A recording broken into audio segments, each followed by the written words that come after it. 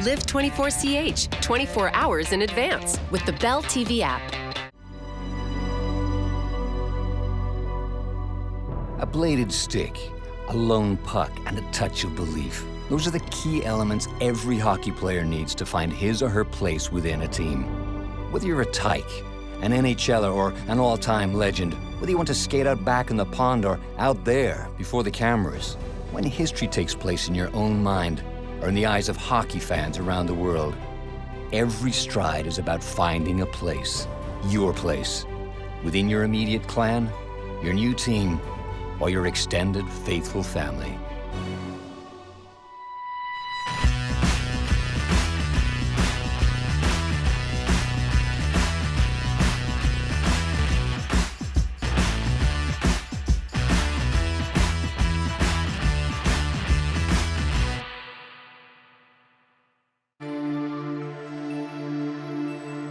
The sun rises with hopes of renewal.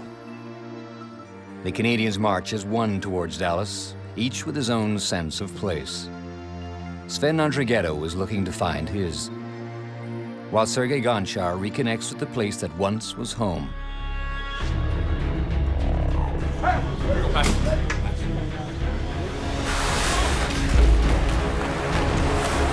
When you're have to be on the wall, neutral zone.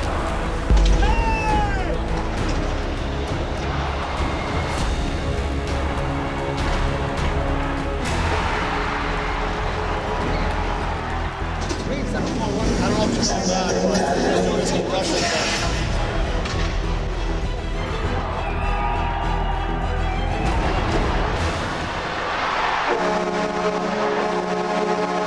Come on here, boys. Come on, we gotta find one. Hey, we gotta find one here. Let's go.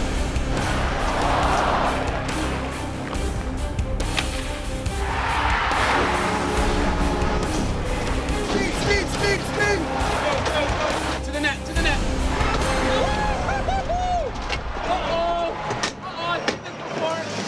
That's it, boys. I'm gonna pull the goalie at 3 minutes, okay?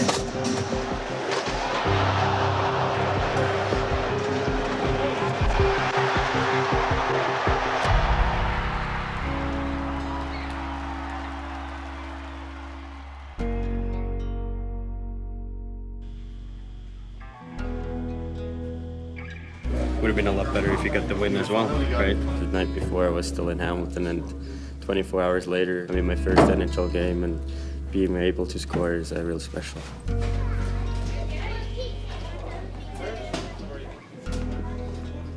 Thanks to a few days off, Gonchar gets to spend a few days with his family at their Dallas home.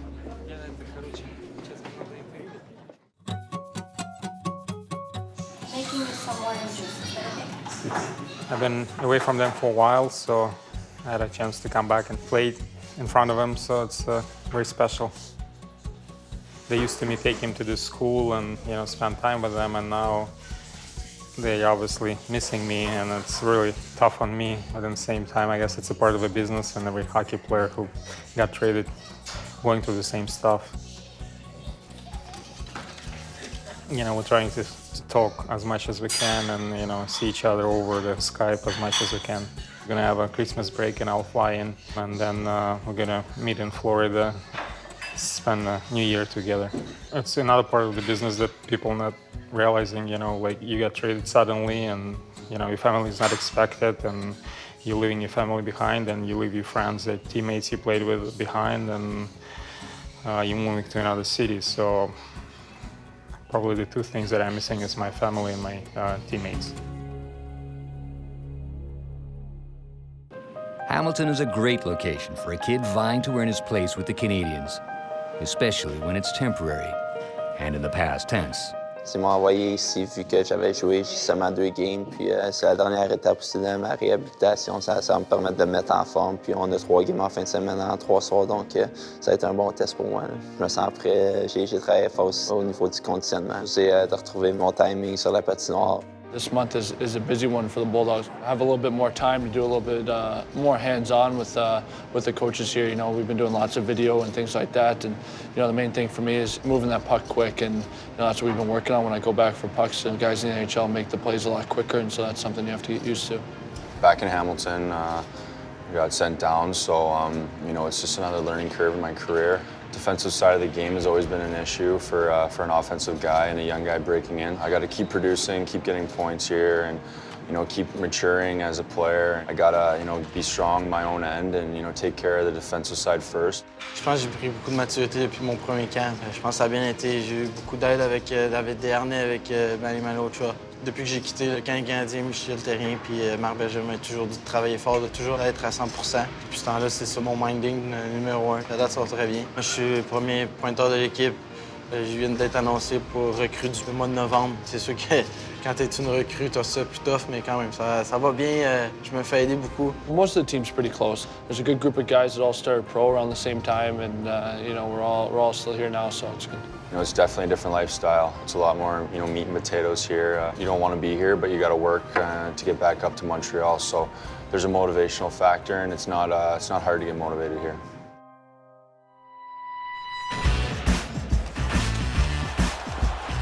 Yes, sir. Boy, sue me. That's good hockey. Pull trigger.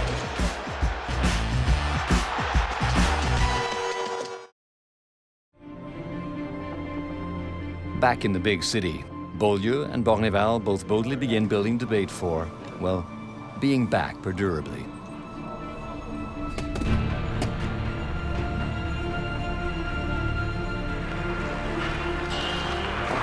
Pass. Whoever gets a puck in the shot, as soon as they go through, these guys go.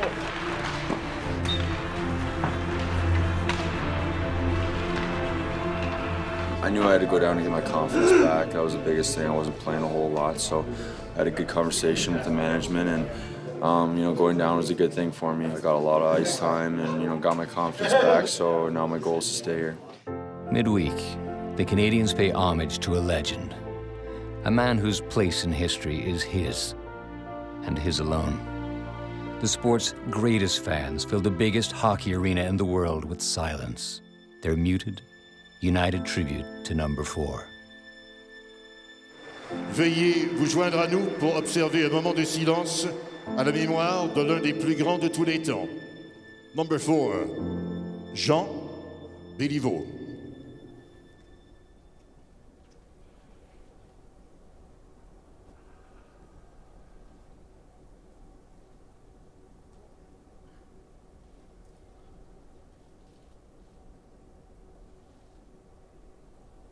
Merci. Thank you.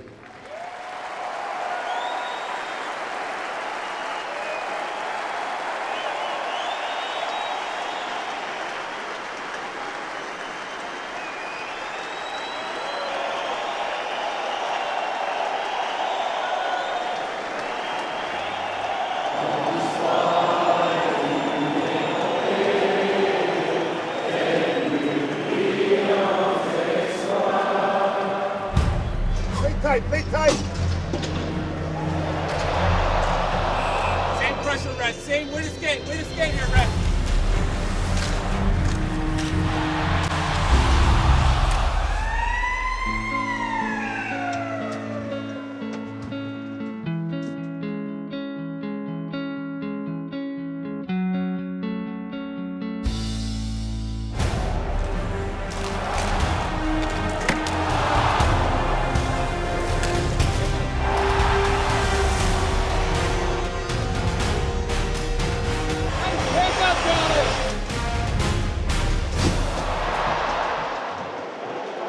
Right back up here, Red. Right back up. Get the energy right back up here, boys.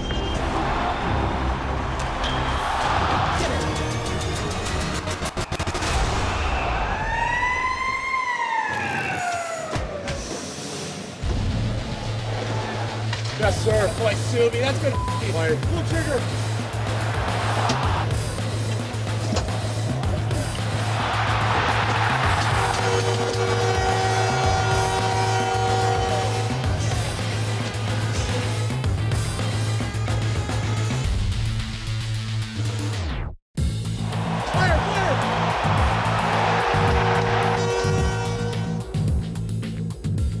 Thomas Plekanec, who scored the game-clinching goal, offers the winning puck to a great lady who occupies a special place in our hearts.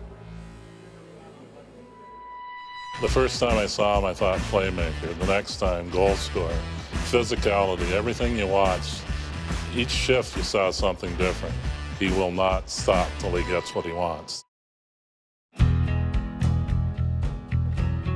Hi, I'm Brandon Press's father, Kevin. This is the entranceway to the sports room. Brandon's first picture in the newspaper when he played for the Knights.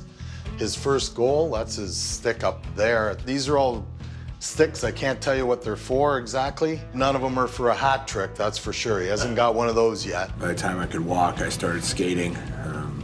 You know, I had ponds close to my childhood. I loved the game so much. That was my passion. I loved going to the rink. I loved playing hockey every day with my friends, and I just kind of kept going with it, never really gave up. He started into organized hockey at about 5, and it just went from there.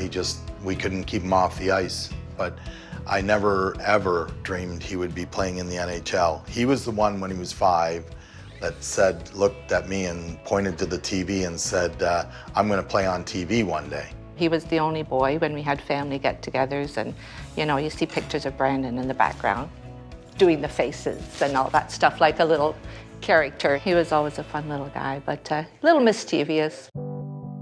This is the pond mills. When the weather did cooperate, we would be out here playing. Even back then, he stuck out as a better player. The first time I saw him, I thought playmaker. The next time, goal scorer. Physicality, everything you watched. Each shift, you saw something different. But he was considerably shorter, and he had a will about him that you just knew. And when I watched him, I went, wow, this guy's got it. It's just something you can't teach, and it's heart. He will not stop till he gets what he wants. Once he grew big, his heart grew big with him. And I think he's a heart person and a heart guy, and if he ever wanted a friend, he'd be the one to count him. You know, he's a leader, and you need them guys on your team. You really need it. Like you always say he's not the most skilled, but he gets it done on the ice and off the ice. I was happy for his success because he worked really hard, and nobody gave him a chance. They never gave any of our kids a chance, really, because if you don't play AAA from the start, you're on the outs, and you have to somehow get yourself in. And he earned his way in because he did have the talent, and when he finally made the Knights, he didn't get picked. He tried out. He was a walk-on. He made it. And then he went from there. They sent him back, but they couldn't keep him back. I mean, he was 18 at the time. Looks me square in the eyes and he says, you put me in, you'll never take me out. I put him in and he scored, had a fight, and the rest is history. I remember the first time we called him up. He was late. He came on. He had kind of a big V-neck shirt and a big necklace on. He had his hair done with sunglasses. At first we're like, I don't know. I don't know about this. And then that first game, he does what Brandon does, stuck up for a teammate. Right away, he fit right in, and he just has that kind of charisma about him. By the end, he was playing on my top line. He was Corey Perry was on the line. In that Memorial Cup year, he has that unique ability to be able to play on the top line and a checking line, and to stick up for teammates and know how to control a game. And by the end, he was our engine. You need those guys that really can push the top players and the bottom players, and he was one of those. When the final of the Memorial Cup came and Crosby was on the ice, Brandon shut that son of a gun down like it was nobody's business. That whole year was amazing. Winning a Memorial Cup in my hometown, we won the OHL championship. Everything was, storybook tale. He's always been superstitious about different things. Giving him a dime, I said, I found a lucky dime. Put that in your skate, and you're gonna have a good game. And he would. And if he had a good game, that dime was gonna stay there for a while. We were in a 2-1 game. We were losing at the time. There was about 5 minutes left. I was desperate to get a goal. Tapped him on the shoulder. I said, give me your stick. So I took the end of the stick, rubbed the blade a couple of times. He went out and he scored. There's about a minute left. We did it a second time, and he actually scored the winning goal. So it became a tradition of ours. Whenever he was either in a mild slump or we needed a crucial goal and I wanted it, I'd just say, give me your stick, Presty. He knew his place in the community. He still remembers where he comes from, and that's key when a certain person makes the NHL and is a celebrity of his status. He was very supportive in donating monies for the hockey uniforms. Montreal's number 8 has launched a foundation to help London's youth. The foundation is Presty for Kids. We work with the Children's Hospital. It's something we started a couple years ago. We have a golf tournament, and We raise money for a program called Kids Kicking Cancer. We're very proud of it, and something that we're going to continue doing for years. I'm so proud of what he's done and what he's accomplished and how he made it. But I'm also equally as proud as the man that he's grown into. Caring and kind and treats people with respect.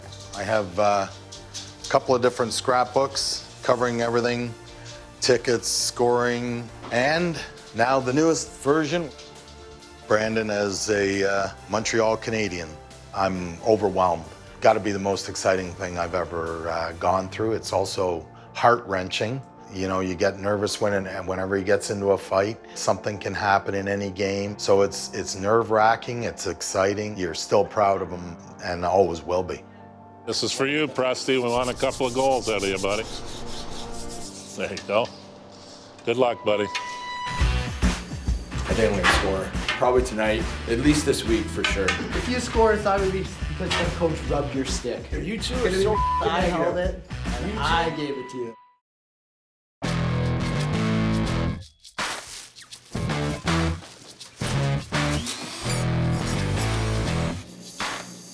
What happened with those sticks? What's so special about them? My coach from high school, one game, it was like, closer to the end of the season, I had tape like hanging on my stick. We were down a goal, there was like last minute, and he just just grabbed my stick and took the tape off. I went and scored. So like 2 games later, we were down a goal again, and my coach was like, give me your stick. So I gave him my stick, and he rubbed it, and I scored again, tied it. So then it happened like probably 4 out of 6 times. So I sent him some sticks home with these guys, and he rubbed them for me. I think I'm going to score. Probably tonight, at least this week for sure. If you score, it's not going to be because some coach rubbed your stick.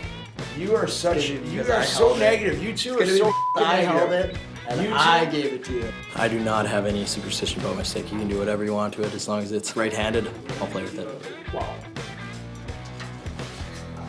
What? They overthink it a little too much. Sticks are sticks. Just put the puck in the net. Oh, you're not superstitious. I'm not superstitious. You're not superstitious. Not at all. Not at all. That's why you're not good, bud. What are you doing?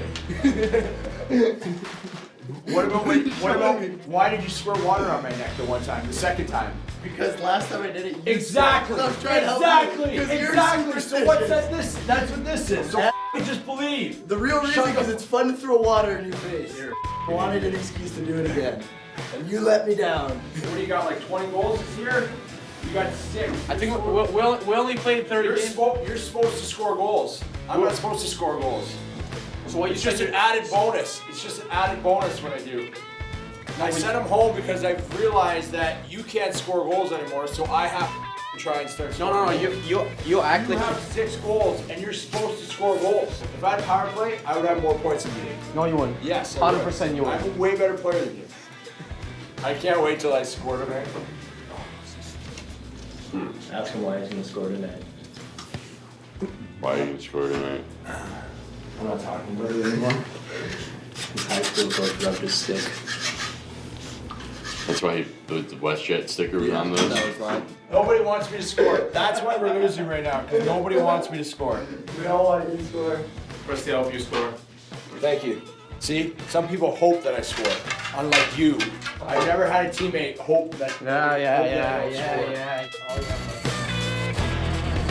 The pressure's on.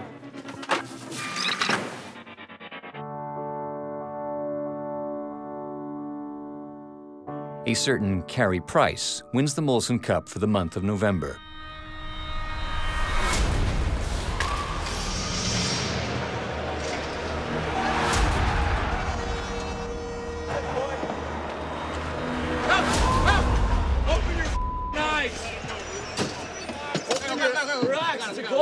We got a difference. Swearing at me across here is not going to help me. Yeah. Okay? Yeah. The way I see it, you kept it on the blue line. If I missed it, I missed it, but I'm fired up, bud. Okay, it's all good. I love the emotion. It's all good.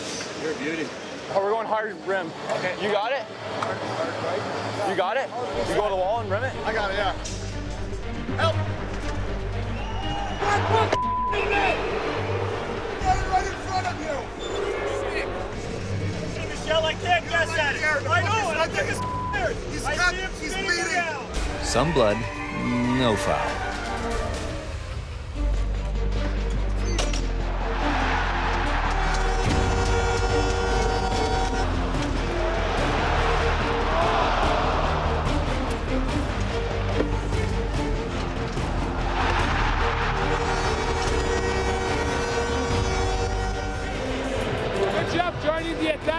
shot, but you have no time after your shot to lift your head. You know what I mean? Because the puck came right back at you. You know what I mean? Yeah.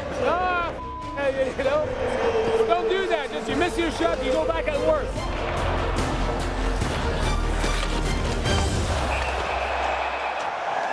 You all right, Pricer?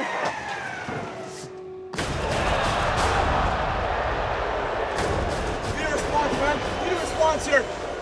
You guys are back. Good try there, Davey. Just sold the last second. Wasn't back enough.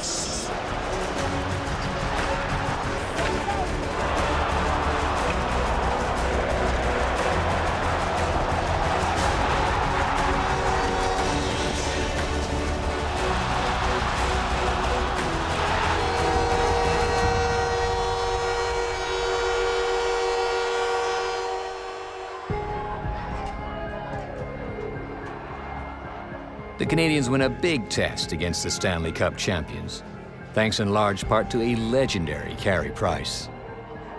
Brandon Prust and his lucky stick get an assist which, as every team player in the world knows, is just as good as a goal.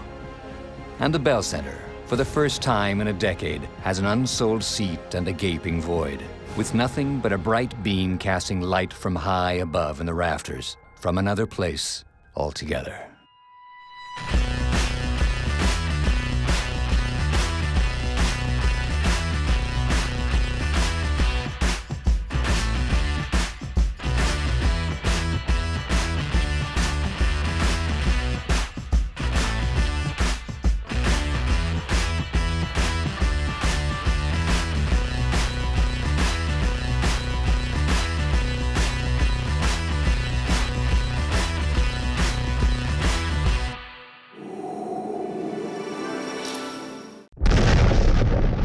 This program presented by Power Run Energy, the sport nutrition supplements, and Sports Experts, proud partner of 24CH. Think you know your Habs? Discover 24CH The Quiz on Channel 1217.